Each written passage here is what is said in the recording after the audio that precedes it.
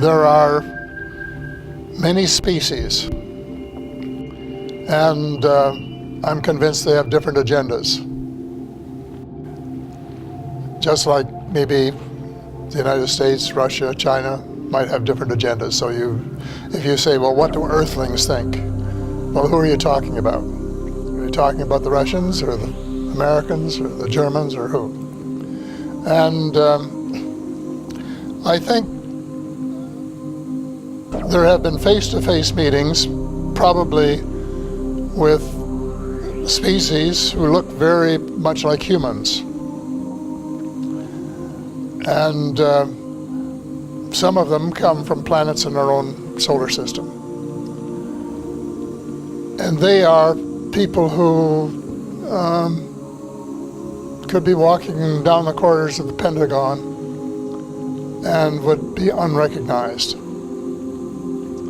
Then there are other species, such as the Greys, for example, which are very distinct in their looks.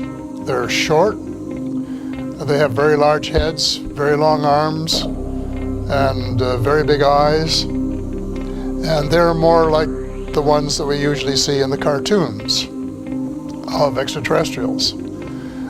They're not little green men, which we used to say, little green men from Mars, but they're short, dark-skinned, what they were designated as by the United States government, extraterrestrial biological entities, EBs.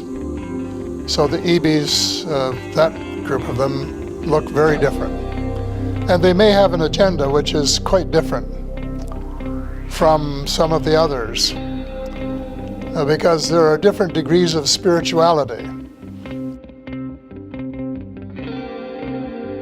And in the meantime, the MJ-12, this is the very small elite group that President Truman set up to manage the extraterrestrial file and to report directly to the president.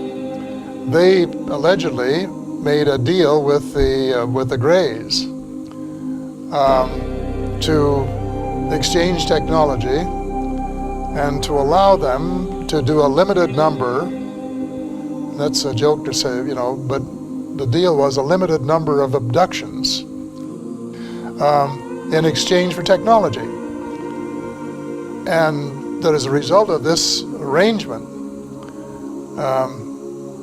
over the years, the United States has managed to what we call back engineer or replicate the extraterrestrial technology, both on the weapons side and on the transportation side, to the point where Dr. Stephen Greer, as witnesses, said about the flying saucers, you can't tell whether it's one of theirs or one of ours because they look so much alike.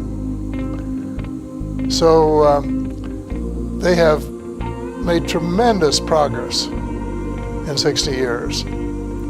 And they have developed very powerful weapons, far more powerful than anything they had before. And they have, according to Ben Rich, who was the former head of the Lockheed Skunk Works, which was working on these kinds of vehicles, they now have, as he said, quote, the capability of taking E.T. home.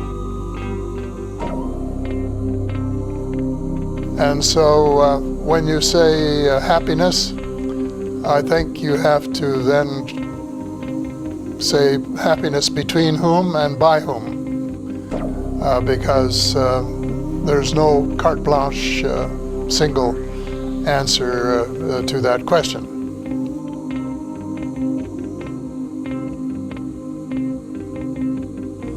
I know that there is some concern about one breed of reptilians, and that maybe they have some connection with the Greys, I don't know.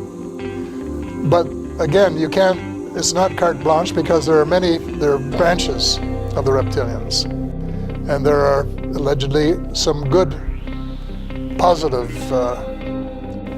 creatures in this with that name. But the United States, when it was briefing presidents, has always said that most of them are benign, but there was one that wasn't. They've never named the one. No one's ever told me who it was. But I suspect they're talking about this one branch of the reptilians, who, if you wanted a nice way to sum it up, would represent the dark.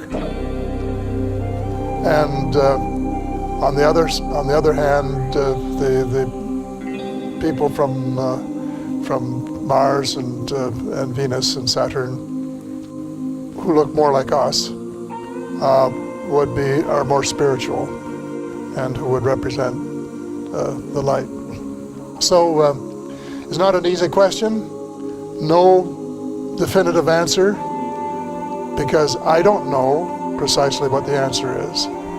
I suspect no one knows 100%. When I say no one, I mean no human in the realm of authority. But there are certainly people in the United States cabal who have more information about this subject than any of the rest of us, because they have been collecting it assiduously for years and years, and they have probably had more contact with different groups over a longer period than just about anybody else. So they have a lot to disclose when we can get them to disclose it. But disclosure is essential. The information is there. It's in the public domain. But the cabal owns so much of the press, both print and electronic, that it's not going to get into the press that would convince him, like his own paper. And that is a problem.